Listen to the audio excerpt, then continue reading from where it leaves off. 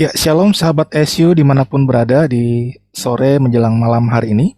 Senang sekali bisa kembali bertemu dengan kita semuanya dalam program acara Sejenak Bersama SU yang tentunya menghadirkan kepada kita semuanya materi-materi yang tentunya berhubungan dengan pelayanan dan kehidupan kerja malam hari ini. Ada Kak Yeni yang akan menjadi narasumber kita yang akan membawakan satu tema yaitu trust issue ya terhadap anak atau anak terhadap orang tua. Ini sebenarnya sesuatu yang sifatnya timbal balik ya dan uh, menjadi isu yang sangat uh, sering menjadi pembicaraan di akhir-akhir ini karena adanya ketidakpercayaan antara relasi yang harusnya menjadi relasi yang paling dekat di antara orang tua ataupun terhadap anak ya.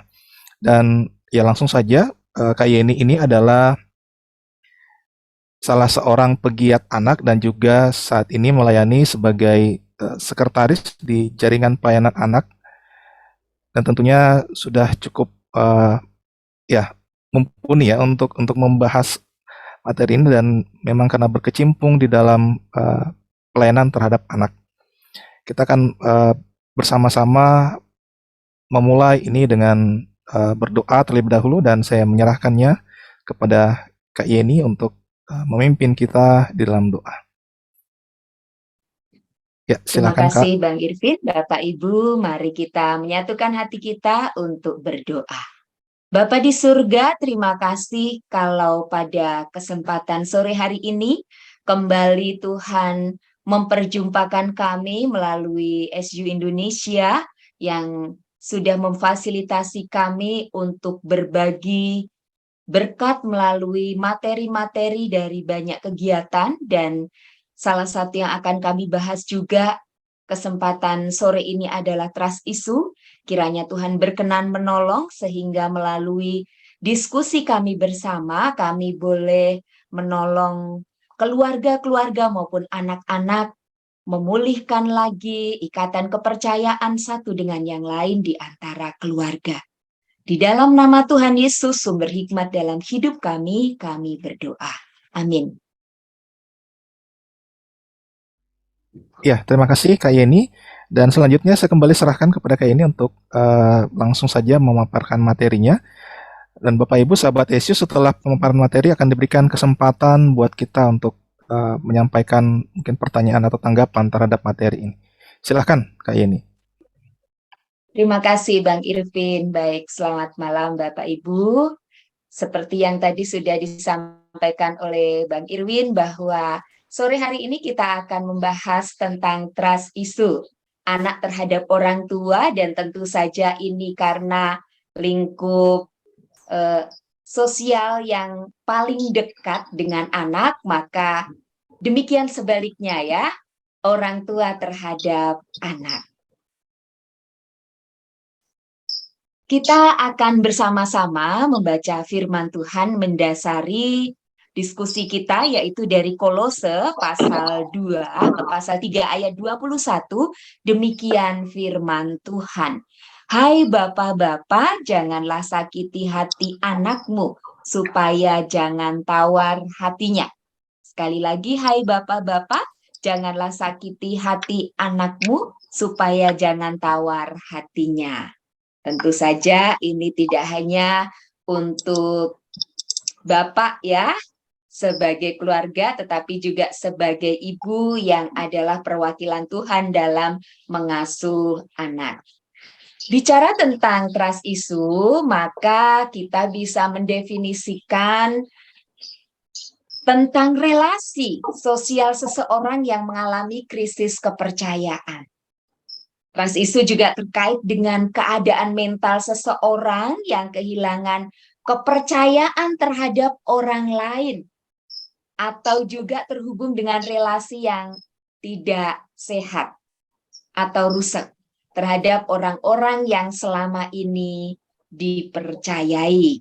Dan kita akan melihat secara khusus bahwa kalau soal kepercayaan ini sudah ada masalah, maka tentu akan mempengaruhi kepribadian seseorang, sebab rasa percaya adalah salah satu komponen yang sangat penting dalam penyesuaian diri dan kepribadian yang sehat.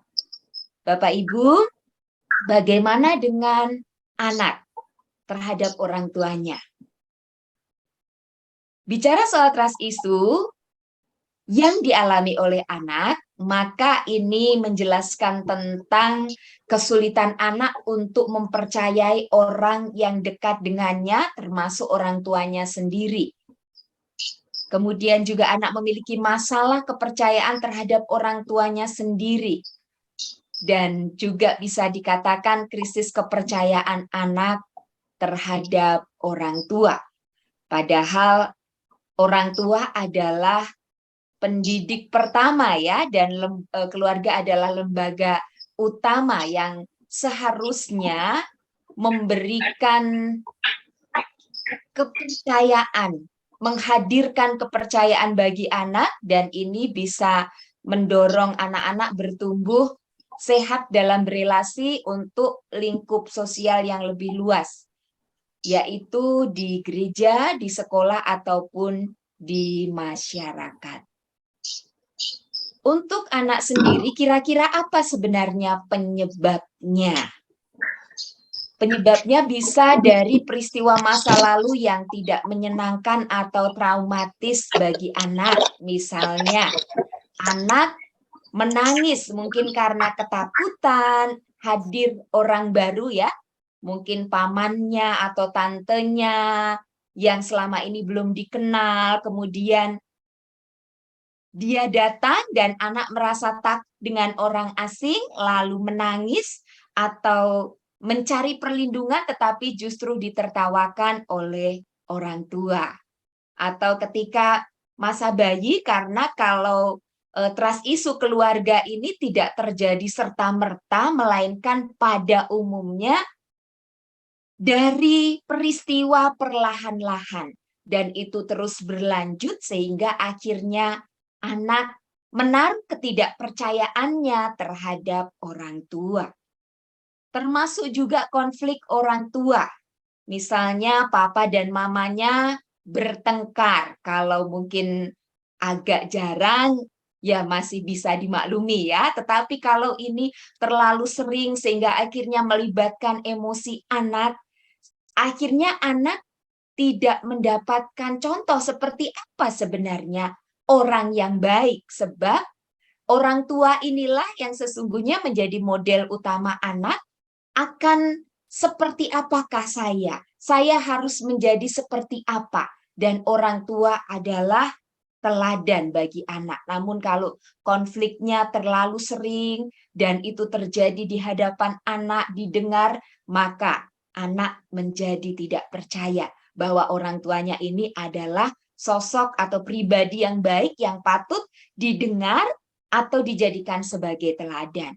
Kemudian pola asuh yang cenderung abai atau tidak tepat sehingga kebutuhan fisik dan psikis tidak terpenuhi atau terganggu.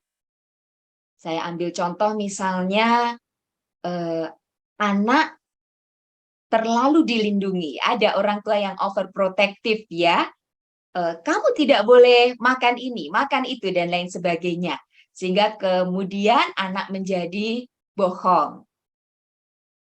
Ini bisa menimbulkan trust issue juga dari orang tua terhadap anaknya. Atau misalnya dari main game ya, sudah diberi peraturan, boleh menggunakan gadget hanya di weekend saja.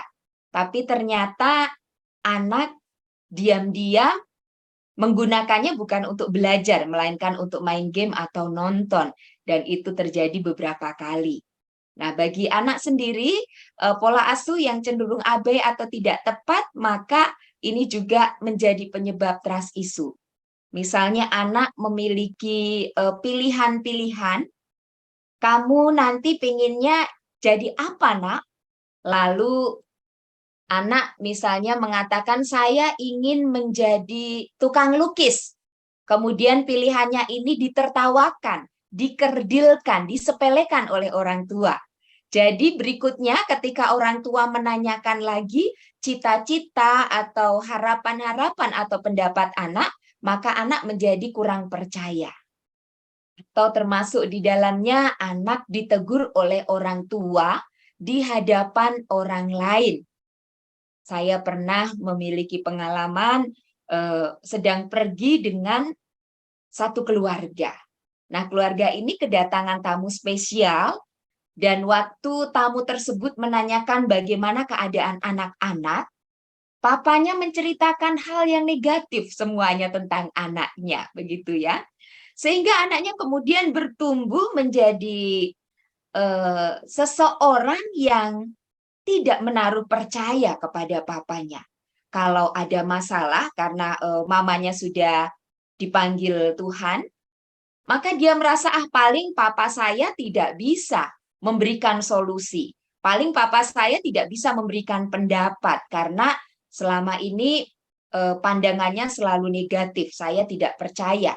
Kalau nanti misalnya saya gagal, saya khawatir apa yang diceritakan pada orang lain adalah kegagalan melulu, hal yang negatif melulu seperti itu ya. Kemudian juga penolakan sosial, apalagi jika berulang ya dalam pergaulan anak bersama dengan keluarga besar, orang tua tidak membanggakan anaknya sehingga ini juga bisa menjadi penyebab bagi anak itu sendiri. Bagaimana kita mengenali anak yang mengalami trust issue? Setidaknya ada 5 hal ya yang bisa kita lihat. Gejala-gejala yang ditimbulkan, misalnya sulit percaya perkataan orang lain termasuk orang tua. Kenapa? Karena orang tua sudah beberapa kali berjanji kepada anak tetapi tidak ditepati.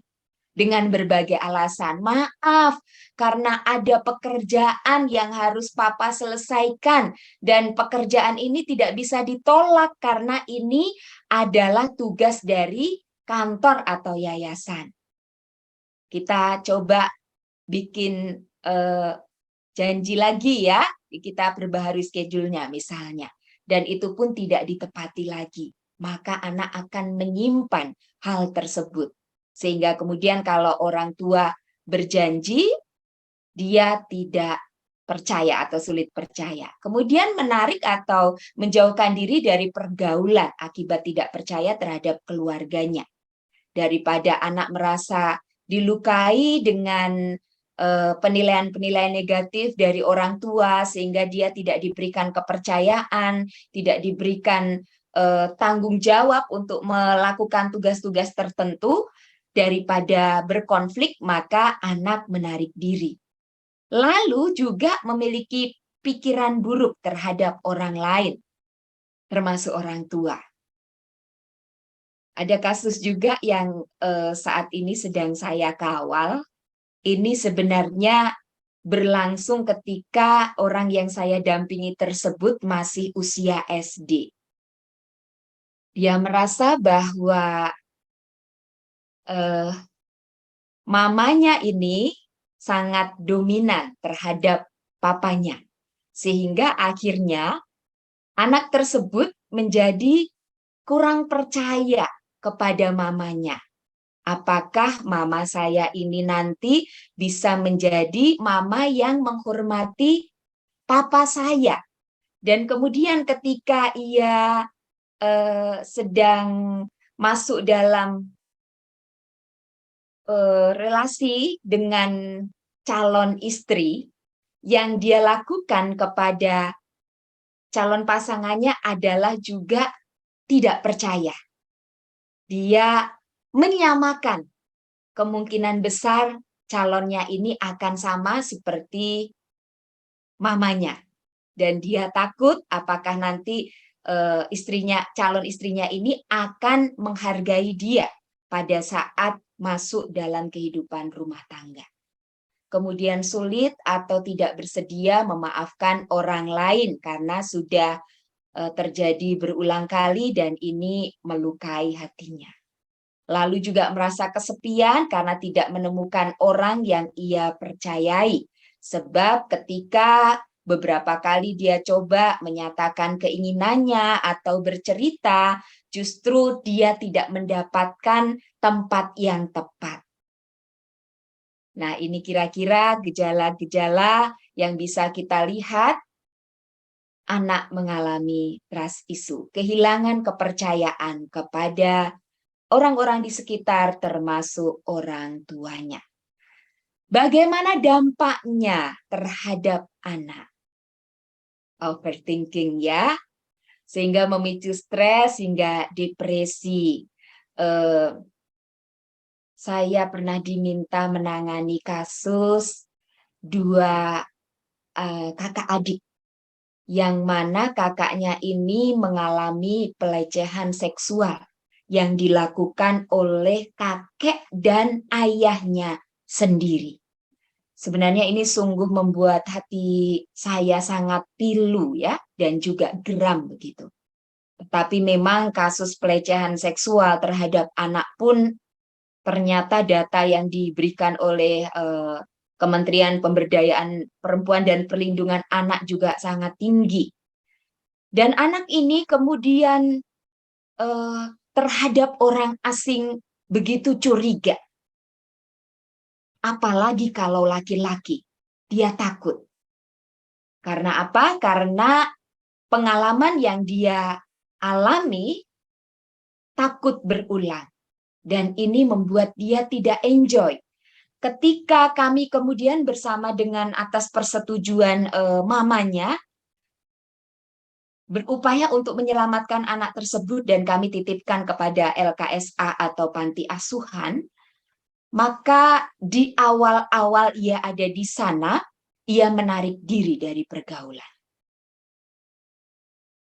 Hanya sering di kamar, kemudian bermain dengan adiknya.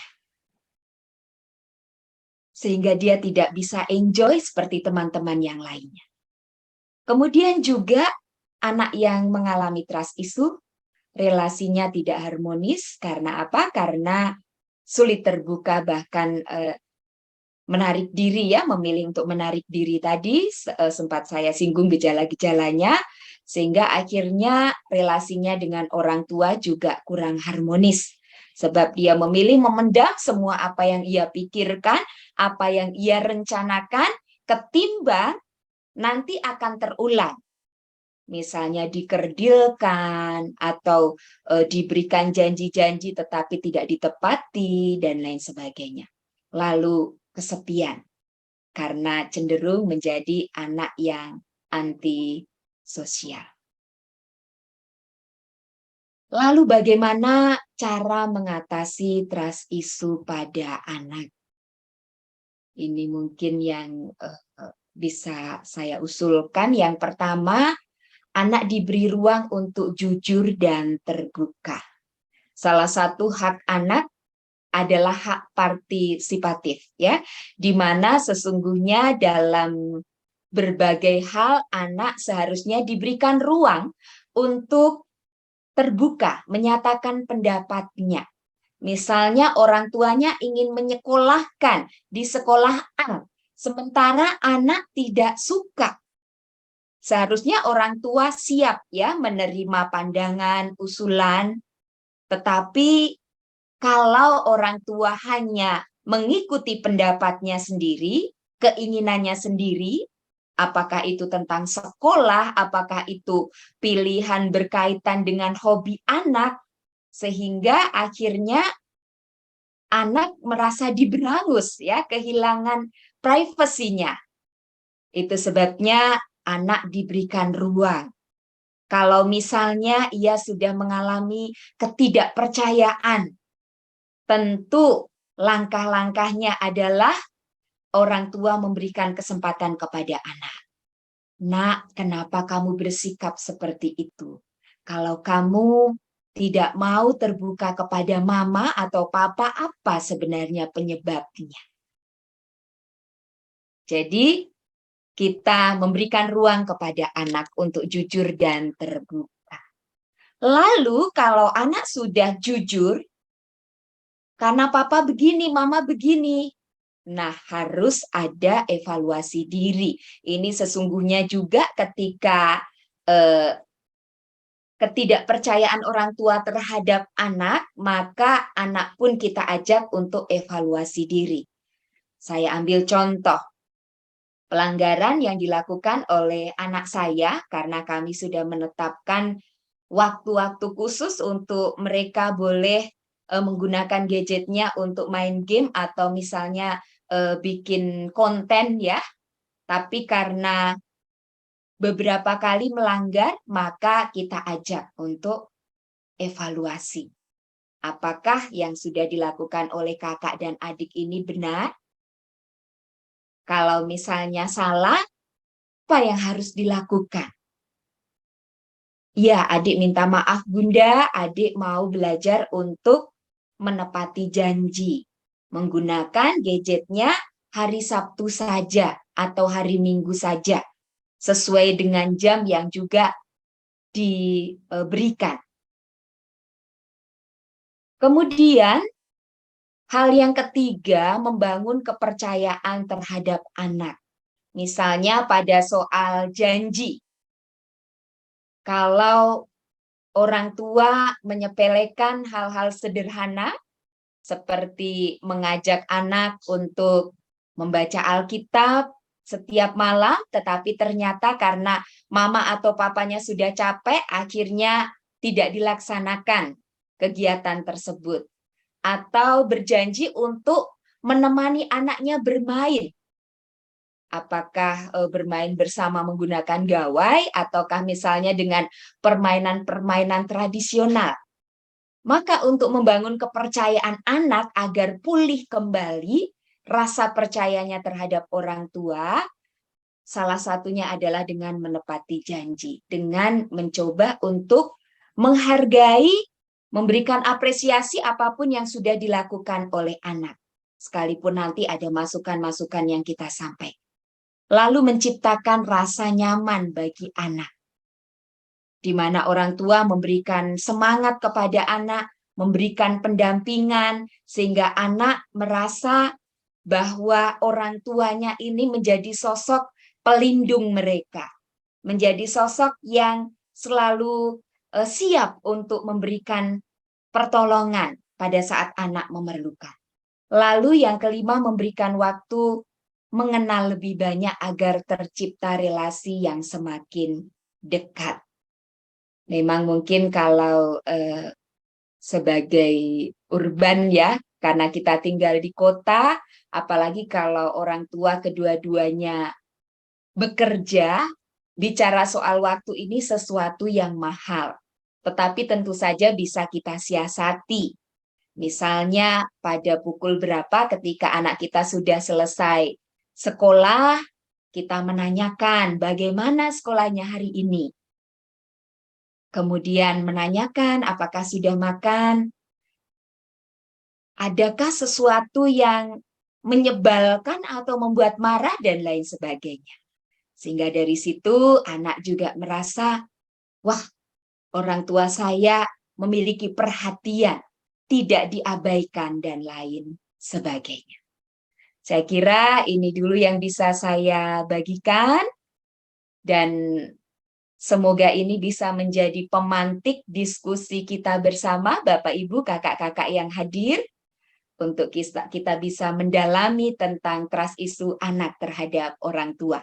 Saya serahkan kembali kepada Bang Irvin, silakan. Ya, terima kasih Kak Yeni untuk materinya. Dan ini kiranya menolong kita untuk bisa membuka wawasan kita kembali tentang bagaimana mengatasi trust issue ini.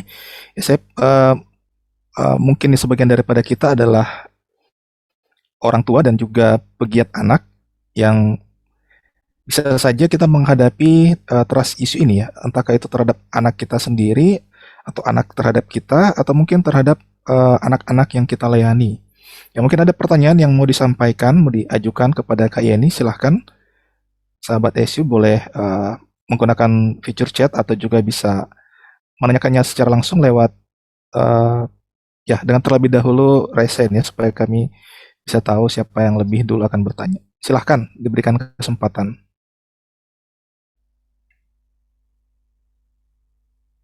Ya, ada Ibu Sri yang ingin bertanya. Ya, Silahkan Bu. terima kasih Kak Yeni untuk pemaparannya. Menarik sekali ya gitu. Ya, saya punya keponakan masih 8 tahun dan dia atlet renang. Eh, Minggu lalu dia bersama teman-temannya kan turnamen gitu. Lalu ada temannya gitu yang didiskualifikasi karena melakukan pelanggaran dan dia dicaci maki oleh ibunya di depan peserta lain dan banyak orang penonton gitu. Nah, keponakan saya menangis gitu karena dia pikir bagaimana dengan orang tua saya? Gimana kalau papi maminya juga akan memperlakukan dia seperti itu gitu. Nah, pertanyaan saya, apakah ini juga nanti akan menjadi semacam pengalaman traumatik, ataukah nanti dia akan mengalami ketakutan-ketakutan untuk selanjutnya gitu? Karena walaupun tidak terjadi pada dirinya, dia melihat temannya diperlakukan seperti itu. Gitu. Nah, itu gimana itu, Kak? Terima kasih. Baik, langsung saya tanggapi Kak Irvin. Baik, terima kasih Bu Sri untuk sharing sekaligus pertanyaan yang menarik ya, dan ini memang menjadi kasus yang cukup serius bagi anak-anak ketika menghadapi satu kompetisi atau perlombaan. Apakah penilaian orang tua nantinya itu akan menjadi motivasi atau justru mengecilkan, menjadi pengalaman traumatis? Saya kira Bu, karena ini dilihat langsung oleh keponakan Ibu Sri, ini juga memberikan pengalaman traumatis ya, saya kira kepada keponakan Ibu. Dan kalau ada orang tua atau ibu yang melihat hal tersebut, supaya keponakan ibu tidak membawa pengalaman itu lalu ditempatkan pada dirinya, maka orang tua bisa memberikan penjelasan. Misalnya, saya ambil contoh dengan anak saya. Anak saya itu kedua-duanya sudah pernah menjadi juara ya dalam bidang-bidang apakah bercerita, baca puisi, dan lain sebagainya. Tetapi ada pengalaman di mana anak saya sempat menangis karena tidak menjadi juara, seperti itu ya. Lalu bagaimana saya menyikapi? Tentu saya dan suami saya menyampaikan, prestasi atau kamu menjadi juara atau tidak, Nak, itu tidak penting buat ayah bunda. Sebab apa? Sebab dengan kakak dan adik sudah berani mencoba, itu bagi ayah dan bunda, kakak adik sudah menjadi juara. Lalu kami juga tentu menjelaskan ya, agar dia pun siap tentang pahit getirnya kehidupan. Artinya nanti kalau misalnya kamu menjadi juara, biasanya akan banyak yang memuji. Sebaliknya, kalau kamu gagal, ada orang yang bisa paham. Tapi ada juga orang yang mungkin akan mengejek, mengolok-olok begitu ya, dan mungkin juga tidak mempercayakan kesempatan itu kepada kamu lagi. Tidak apa-apa. Yang penting ayah dan bunda menjadi orang yang akan selalu bersama dengan kakak dan adik. Jadi memberikan pemahaman-pemahaman seperti itu saya kira sangat penting bagi anak. Sehingga dia tidak akan menjadi takut kalau ada kesempatan mengikuti pertandingan renang lagi, begitu ya Bu ya. Jadi karena dia percaya orang tuanya tidak akan melakukan itu seperti yang dialami oleh temannya. Jadi penjelasan dengan narasi-narasi yang membuat anak nyaman, kemudian percaya diri, itu memang sangat diperlukan untuk mengantisipasi trust issue ini terjadi dalam keluarga. Saya kira itu yang bisa saya sampaikan, Bu Sri. Terima kasih Kak Yeni. Sama-sama Ibu. Ya, apakah Ibu Surit sudah cukup dengan jawabannya atau mungkin mau menanggapi kembali? Sudah cukup.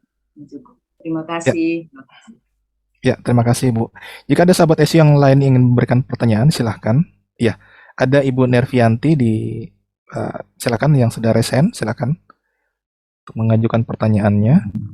Oh ya, terima kasih Bu untuk tadi sharing ilmunya sangat memberkati sekali.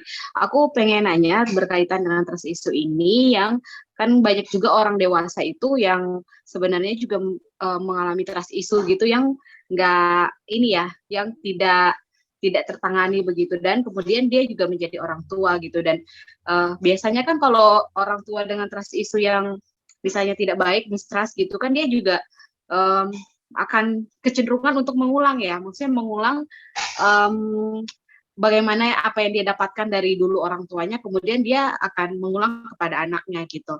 Dan gimana ya Bu untuk, maksudnya untuk para orang tua juga yang mengalami trust issue gitu, apa yang kira-kira orang tua ini dapat lakukan gitu. Terima kasih. Ya, terima kasih banyak Ibu Nervi. Betul sekali Bu, trust issue ini tentu tidak hanya dialami oleh anak, tetapi orang dewasa sangat banyak yang mengalaminya. Apakah yang sedang berpacaran ataukah sudah dalam relasi sebagai suami istri. Nah, saya selalu mengusulkan kepada keluarga-keluarga agar memiliki komunitas sebagai support system.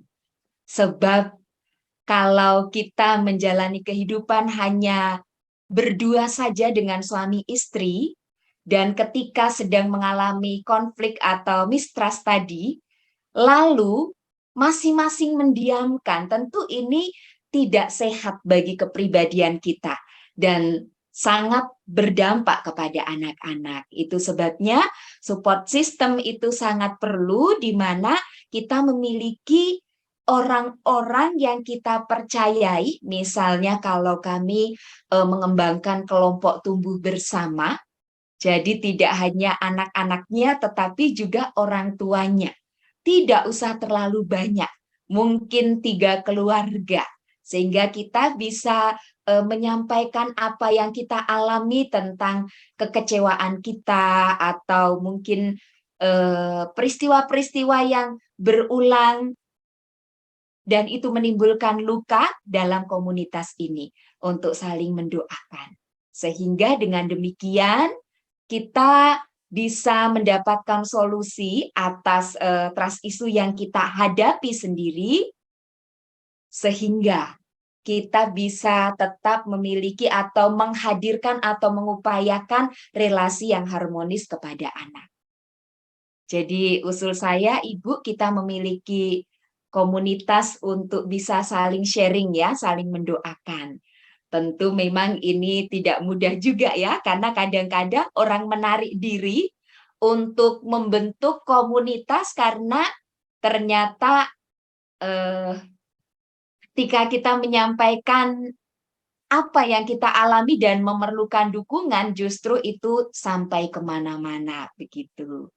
Maka meskipun ini tidak mudah, tetapi saya kira kita bisa melihat, kita bisa membedakan atau memilih ya siapa kira-kira yang tepat. Begitu pendapat saya, Ibu. Jadi harus tidak boleh diam ya Bu ya, melawan diam begitu ya. Melawan diam dalam arti kalau kita mengalami hal itu dengan pasangan, maka sebaiknya sebisa mungkin memang diselesaikan berdua, jujur, terbuka, lalu evaluasi diri itu juga tentu saja berlaku bagi suami istri, tetapi ketika itu tidak mendapatkan solusi, kita perlu bantuan orang lain. Mungkin ada tanggapan, Ibu Nervi? Oh iya Bu, itu baik sekali juga sih saya pikir kalau punya komunitas ya. Terus Bu kalau misalnya yang juga jadi concern saya yang lain adalah misalnya anak kecil yang yang dulu misalnya sama orang tua dia tuh dia mistrust gitu ya, dan dia tumbuh jadi dewasa dan dia menjadi orang tua lagi, karena kan orang tua yang mistrust dia kan nggak percaya siapa-siapa gitu ya. Dia kan punya kecenderungan untuk akhirnya sama anaknya dia overprotective gitu ya Bu ya.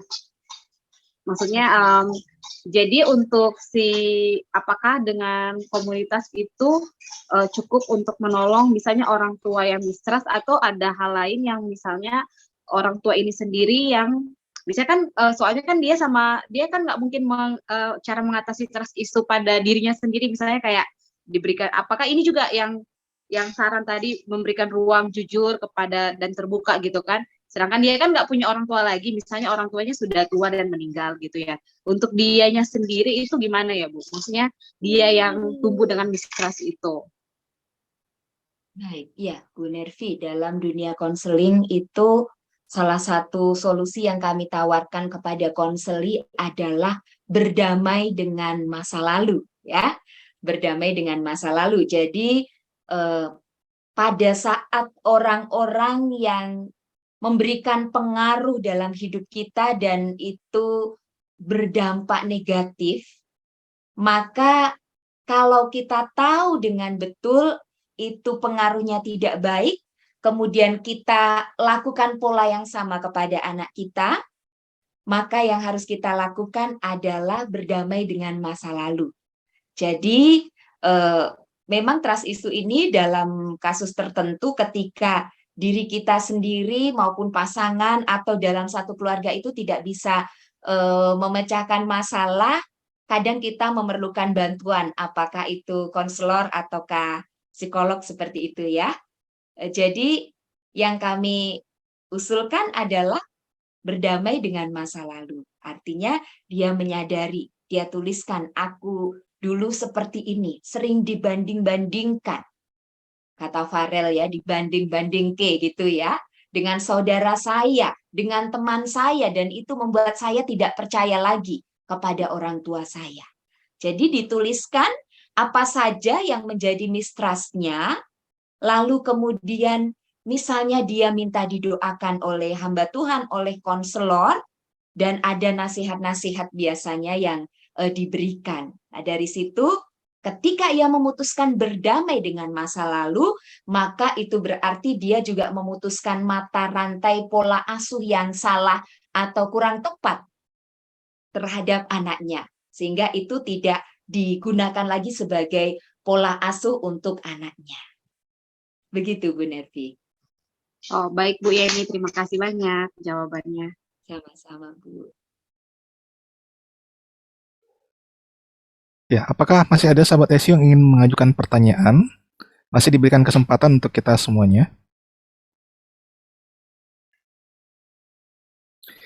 Ya, kayak ini saya mau tanya Kak, generasi yang kita hadapi sekarang ini kan entahkah itu anak kita atau anak-anak didik yang kita layani ya, disebut juga sebagai generasi stroberi ya, yang generasi yang begitu rapuh. Nah, ketika kita sebagai orang tua atau pendidik anak ya, mau memberikan misalnya disiplin ya, ataupun sekalipun itu mungkin hukuman, tapi tetap dengan maksud yang baik ya pastinya. Bagaimana caranya supaya generasi yang rapuh ini tidak sampai terluka sehingga mengalami mistrust dengan kita gitu Bu. Maksudnya seberhati-hati apa sih kitanya itu supaya ini tidak terjadi. Nah, atau jangan sampai juga nanti ketika kita terlalu berhati-hati sehingga kita malah membiarkan saja dan tidak usah melakukan apa-apa supaya tidak ada relasi yang rusak gitu ya. Itu gimana itu Kak ya? Ya, baik Bang Irvin. Kalau saya mengambil satu istilah ya, kita harus tegas tanpa ngegas gitu ya, tegas tanpa ngegas. Artinya kita sebagai orang tua atau pendidik tentu menyampaikan sejak awal apa saja aturan-aturan yang diberlakukan dalam keluarga ataupun misalnya di gereja atau di sekolah. Nah, memang alangkah baiknya kalau peraturan-peraturan yang kita tetapkan ini dengan melibatkan anak. Misalnya kita berikan pendapat, ayah bunda mengizinkan adik dan kakak menggunakan gadget. Boleh untuk nonton game juga, boleh untuk misalnya buka YouTube begitu ya. Kakak dan adik mau? Iya bunda mau. Tetapi ada peraturannya. Misalnya 1 minggu hanya boleh 2 jam. Bagaimana? Apakah kakak adik setuju? Jadi di sini anak dilibatkan, ada ruang partisipasi anak tadi yang mana kita menghargai pendapat anak. Kurang bunda, masa cuma 2 jam? Teman-teman saja setiap hari, misalnya begitu ya. Nah, dengan dilibatkan dalam pengambilan keputusan itu, anak merasa dihargai. Tentu orang tua atau pendidik tetap menjadi pandunya ya, karena kita bisa menjelaskan, iya kalau misalnya lebih dari 5 jam itu sudah tidak sehat untuk mata, untuk tubuh karena akan ada radiasi dan lain sebagainya. Jadi kalau kita sudah menyepakati sebuah aturan bersama dengan anak, kedepannya akan lebih mudah. Ketika misalnya anak melanggar, kita harus tetap tegas pada aturan itu. Tidak bisa, ini sudah menjadi kesepakatan kita bersama. Nah, konsekuensinya juga anak sudah tahu. Misalnya, diminta untuk menulis di buku. Adik mau lebih taat. Adik mau lebih taat. Jadi, bentuk pendisiplinannya tentu saja yang mendidik ya, sehingga tidak menimbulkan luka hati anak dan nanti akan berdampak kepada mistrust tadi. Tapi kita bisa mencari metode-metode dalam mendisiplin sehingga anak tidak menjadi generasi stroberi itu tadi ya, karena memang dia sudah diperhadapkan dengan bentuk aturan-aturan yang membentuk kedisiplinan dia. Dia juga ketika mengalami pelanggaran ada konsekuensinya. Sehingga kemudian dia menjadi seorang pribadi yang tangguh. Yang tidak juga dimanjakan oleh orang tuanya. Karena selalu ada konsekuensi atas pelanggaran. Sebaliknya ada apresiasi atas ketaatan. Seperti itu, Bang.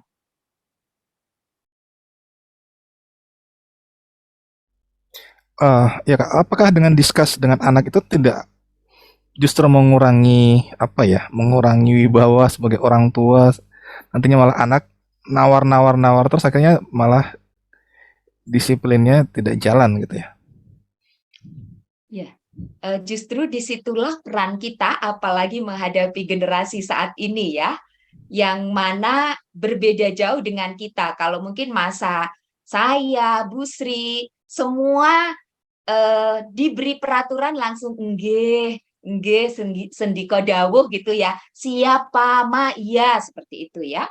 Tapi kalau generasi kita selalu minta argumentasi. Kenapa ini tidak boleh? Kenapa itu tidak boleh? Dan kalau kita terlalu kaku dengan aturan itu, justru mereka akan cenderung untuk melanggar. Jadi dengan membuka ruang diskusi, ya dari pengalaman saya sendiri bersama anak-anak, itu lebih sehat sih Bang ya, karena anak-anak sudah tahu, ayo jujur, tadi waktu ayah jemput bunda, adik buka tab atau tidak? Iya ayah, adik buka tab. Berarti nanti hari Sabtu dikurangi jamnya ya. Nah, jadi justru dari situ anak kemudian berupaya, saya tidak mau lagi melakukan ini. Jadi saya kira dengan membuka ruang-ruang diskusi, anak-anak itu merasa nyaman untuk mengungkapkan keinginannya. Dia tidak merasa ditolak, tetapi juga orang tua sebagai pemimpin itu memiliki ketegasan dalam mengambil keputusan-keputusan atau kebijakan karena ada pertimbangannya. Kenapa ayah bunda tidak mengizinkan adik atau kakak atau kamu keluar malam dengan urusan yang tidak jelas. Misalnya karena saat ini di Parung misalnya di dekat daerah saya ya, tentang anak-anak remaja itu geng-geng motor, sudah terjadi seorang remaja juga yang lehernya hampir putus seperti itu. Jadi kita bisa membuka percakapan. Karena generasinya beda ya Bang ya, maka pendekatannya saya kira juga beda, tetapi dengan catatan orang tua harus tetap tegas dalam hal menegakkan aturan-aturan supaya anak kita menjadi generasi yang tangguh, generasi yang tahu bertanggung jawab atas setiap pilihan-pilihannya. Begitu, Bang. Ya, terima kasih Kak Yeni. Apakah ada yang ingin bertanya?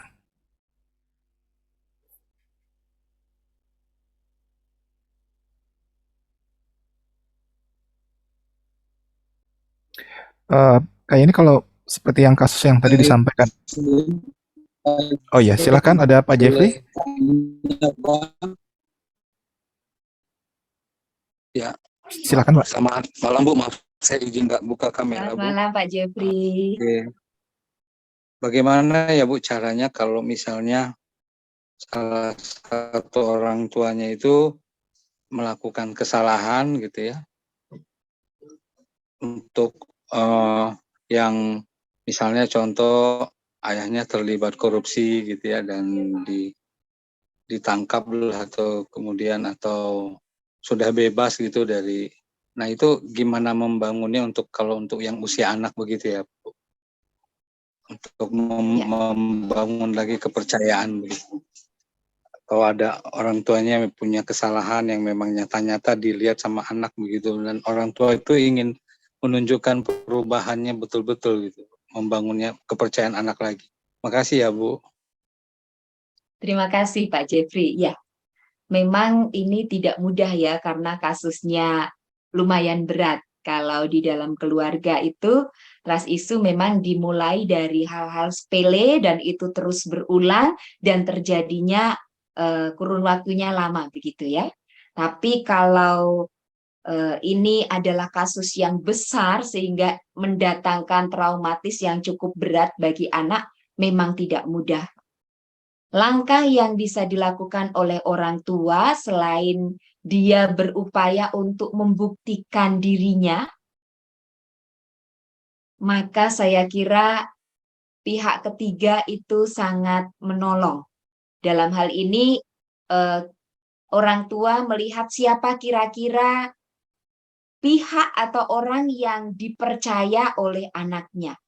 Mungkinkah itu pembina remaja di gerejanya, mungkinkah itu orang tua dari sahabatnya, mungkinkah itu tokoh agama, misalnya Pak Pendeta yang mana suaranya didengar oleh anaknya atau guru sekolah minggunya. Jadi dengan bantuan pihak lain selain orang tua berusaha untuk membuktikan dirinya, sudah minta maaf, sudah berusaha untuk memperbaiki diri, maka supaya anak bisa semakin kuat percaya lagi kepada orang tuanya, dikuatkan dengan kehadiran orang ketiga sebagai pihak yang dianggap oleh anak itu layak ia percayai selama ini, Pak. Jadi kalau kami sedang konseling sebuah keluarga, biasanya kita lihat kira-kira sosok kedua setelah orang tua ini siapa yang jadi panutan oleh anak? Apakah tulangnya gitu ya, ataukah omnya, ataukah budenya? Dan nanti ketika memberikan nasihat atau memberikan masukan-masukan, anak akan mendengar. Dan ini juga menolong anak, artinya ketika ia melihat gelagat yang kurang baik, misalnya dari orang tuanya yang sudah berjanji, anak bisa menyampaikan kepada orang tersebut.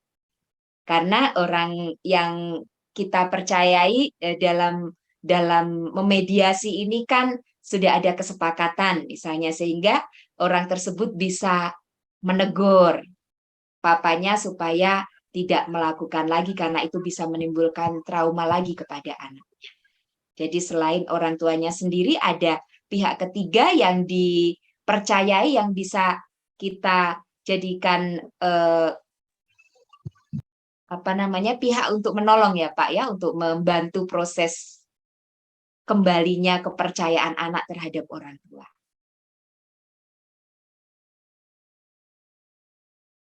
Baik, Bu, makasih Bu. Sama-sama Pak Jeffrey. Ya, kayaknya ini saya mungkin mau sambung ya dengan pertanyaan dari Pak Jeffrey tadi. Kasus yang Pak Jeffrey angkat kan ya ketika ada orang tua misalnya yang korupsi ya. Jadi itu kan berhubungan dengan orang lain ya, pihak lain.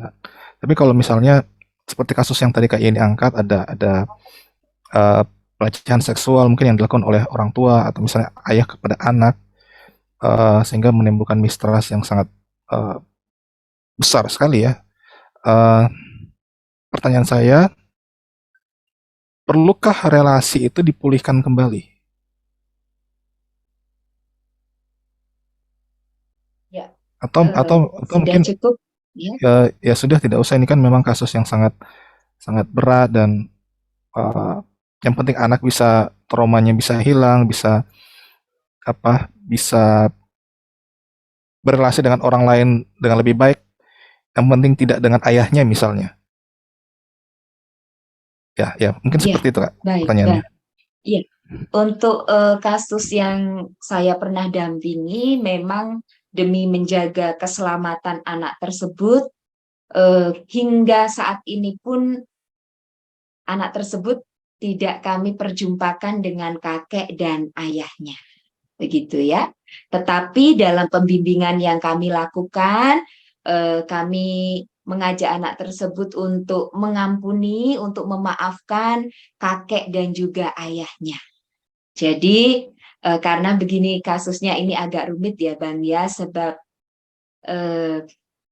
mamanya sebenarnya tahu masalah itu, tetapi mamanya sakit yang mengakibatkan kelumpuhan, sehingga akhirnya mamanya hanya pasrah melihat ayah tirinya dan suaminya memperlakukan anaknya seperti itu begitu. Jadi memang ini kasusnya sangat berat sebab kakeknya juga melecehkan mamanya dari anak tersebut juga begitu. Jadi sampai saat ini kami masih tetap merahasiakan ya di mana anak itu berada, dan ayahnya bisa menerima hal ini karena memang sudah merasa bersalah dan juga takut begitu ya, takut untuk diperhadapkan dengan hukum. Tapi karena mamanya minta supaya tidak dibawa ke ranah hukum, diselesaikan secara kekeluargaan, oke, kami yang penting mendampingi, mengutamakan pendampingan terhadap anak ini. Jadi dari sisi menolong anak tersebut, kita mengajak anak tersebut untuk mengampuni orang ayahnya dan juga kakeknya. Meskipun tidak berjumpa, tetapi anak tersebut bisa kita bimbing. Karena kalau kita perjumpakan ada rasa kekhawatiran sih memang dari mamanya sendiri. Hal-hal yang tidak terduga nanti bisa terjadi. Jadi untuk kasus tertentu saya kira tidak harus bertemu langsung dengan orang yang bersangkutan. Kita lihat case by case-nya. Tapi dalam hal anak itu sendiri kita bisa mengajaknya, membimbingnya untuk memaafkan, untuk mengampuni. Seperti yang diajarkan Tuhan Yesus kepada kita. Begitu, Bang.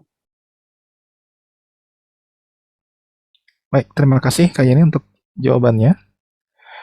Ya, sahabat SU, kebersamaan kita tinggal beberapa menit ke depan. Namun kalau masih ada yang ingin menyampaikan pertanyaan atau tanggapan, silahkan diberikan kesempatan kepada kita.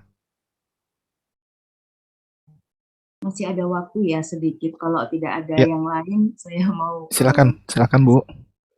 Ya, Kak Yeni, kita ini kan tadi di seputar dari keluarga ya, di dalam rumah itu sendiri. Nah, adakah misalnya tanda-tanda yang harus diketahui oleh orang tua ketika anak mengalami peristiwa yang tidak menyenangkan di sekolah atau di lingkungan bermainnya.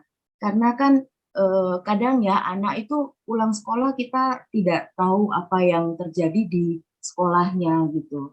Nah, anak sering diancam mungkin jangan ngomong orang tuamu dan sebagainya. Tapi setidaknya mungkin ada tanda-tanda dari si anak itu yang bisa dipelajari oleh orang tuanya bahwa ada yang tidak beres gitu. Kak ini gimana itu?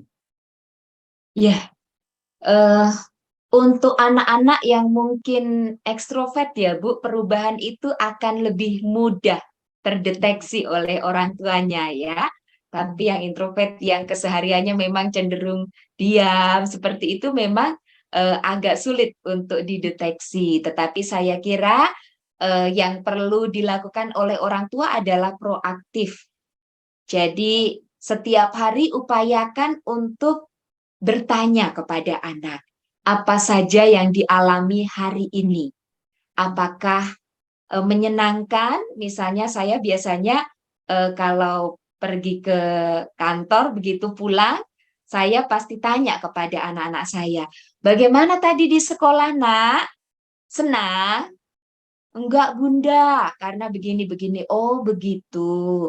Oh, sebaiknya begini-begini. Jadi nanti biasanya kami akan membahas atau membincangkan lagi pada saat ibadah keluarga bersama dengan ayah, bunda, dan kedua anak kami. Begitu. Jadi kalau misalnya agak sulit mendeteksi, saya kira sebagai upaya preventifnya adalah orang tua rajin-rajinlah bertanya kepada anaknya tentang segala sesuatu yang dialami dan selalu mengingatkan pada anak, kakak dan adik atau abang, apapun yang kakak pikirkan, apapun yang kakak rasakan, cerita ya sama ayah bunda ya. Kalau misalnya malu boleh loh dituliskan lewat WA ataukah dituliskan di kertas seperti itu. Meskipun memang untuk anak-anak tertentu kita bisa melihat ya, misalnya yang tadinya ceria, dia memilih untuk banyak ada di kamar. Kemudian biasanya dia senang bercerita, kok hari ini jadi pendiam ya? Seperti itu. Jadi kalau ada perbedaan sedikit, orang tua saya kira perlu peka. Kenapa ya anak saya ya? Jadi kita bisa langsung menanyakannya.